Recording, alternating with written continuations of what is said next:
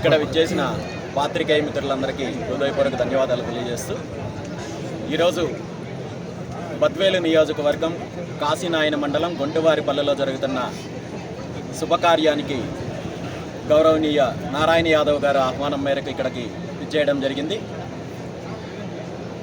ఈరోజు రాష్ట్రంలో చంద్రబాబు నాయుడు గారి ప్రభుత్వ పనితీరు ఎలా ఉందంటే, గత 20 నెలల కాలంలో తెలుగుదేశం పార్టీ ఇచ్చిన సూపర్ 6 పథకాలు కానీ, హామీలు కానీ, మేనిఫెస్టోను కానీ అమలు చేయడంలో కానీ, రాష్ట్రంలో ఏ ఒక్క వర్గానికి సంబంధించి కానీ లేదా ఏ ఒక్క అభివృద్ధి విషయంలో కానీ మా ప్రభుత్వం ఫలానా అభివృద్ధి చేశాము అని చెప్పుకోవడానికి అవకాశం లేని సందర్భంలో పూర్తిగా డైవర్షన్ రాజకీయాలు చేస్తూ అనేక రకాల వివాదాలపై చుట్టూ మళ్లిస్తూ కాలయాపన చేస్తున్నారు తప్ప చంద్రబాబు నాయుడు గారి ప్రభుత్వము అన్ని రంగాలలో అభివృద్ధి పరంగా మిగిలిన ఇచ్చిన హామీల పరంగా విఫలమైందనేది ఈరోజు రాష్ట్ర ప్రజలు గుర్తించారు.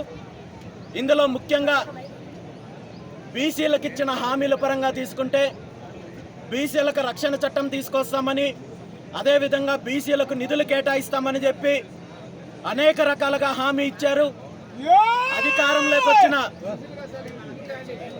ఈ 20 నెలల కాలంలో ఒక్క అడుగు కూడా ఆ దిశగా ముందుకెళ్లలేని పరిస్థితి. అదేవిధంగా ప్రాజెక్టులకు సంబంధించి తీసుకుంటే ఈరోజు రాష్ట్రంలో అనేక రకాలుగా పెండింగ్ ప్రాజెక్టులు ఉన్నప్పటికీ చిన్న చిన్న నిధులు కేటాయింపడం ద్వారా కరువు ప్రాంతాలైన రాయలసీమ లాంటి ప్రాంతంలో వేల ఎకరాలకు నీళ్లు అందించే అవకాశం ఉన్నప్పటికీ కూడా ఎక్కడైతే తన అవినీతి చేయడానికి అవకాశం ఉంటుందో, ఎక్కడైతే రాష్ట్ర సంపదను కొల్లగొట్టడానికి అవకాశం ఉంటుందో అలాంటి ప్రాజెక్టుల కోసం నిధులు కేటాయిస్తున్నారు. కేంద్రం కేటాయించే నిధులను కూడా కొల్లగొడుతున్నారు. అంతే తప్ప ఈరోజు బనకచర్ల లాంటి ప్రాజెక్టులను తీసుకొని వచ్చి రాయలసీమను సస్యశ్యామలు చేస్తామని చెప్పుకుంటున్న ముఖ్యమంత్రి చంద్రబాబు నాయుడు గారు రాయలసీమలో ఉన్న అనేక పెండింగ్ ప్రాజెక్టులకు తక్కువ నిధులతో కేటాయింపులు చేసినట్టయితే వాటి పూర్తి చేయడం ద్వారా వేల ఎకరాలు, లక్షల ఎకరాలకు నీళ్లు అందించే అవకాశం ఉంటుందని చెప్పి తెలిసినప్పటికీ కూడా ఆ దిశగా అడుగులు ముందుకు వేసే పరిస్థితి లేదు. ఖచ్చితంగా రాబోయే రోజుల్లో పెండింగ్ ప్రాజెక్టులు పూర్తి చేయడానికి దీని మీద బీసీవై పార్టీ పూర్తి స్థాయిలో ప్రభుత్వం మీద పోరాటం చేయడానికి సిద్ధంగా ఉంది.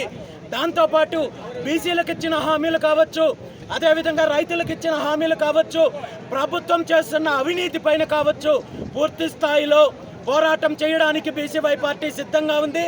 దాంతోపాటు వచ్చే స్థానిక సంస్థల ఎన్నికల్లో బీసీవై పార్టీ పూర్తి స్థాయిలో అభ్యర్థులను నిలబెట్టడానికి, పోటీ చేయడానికి, అదేవిధంగా పార్టీని అన్ని స్థాయిల్లో బలోపేతం చేయడానికి ముందుకెళ్తున్నామని చెప్పి తెలియజేస్తూ, అందులో భాగంగా ఈరోజు బద్వేల్ నియోజకవర్గంలో బీసీవై పార్టీతో కలిసి నడవడానికి ముందుకొచ్చిన అనేక మంది నాయకులు కూడా పార్టీలో ఈరోజు చేరికలు ఉంటున్నాయి.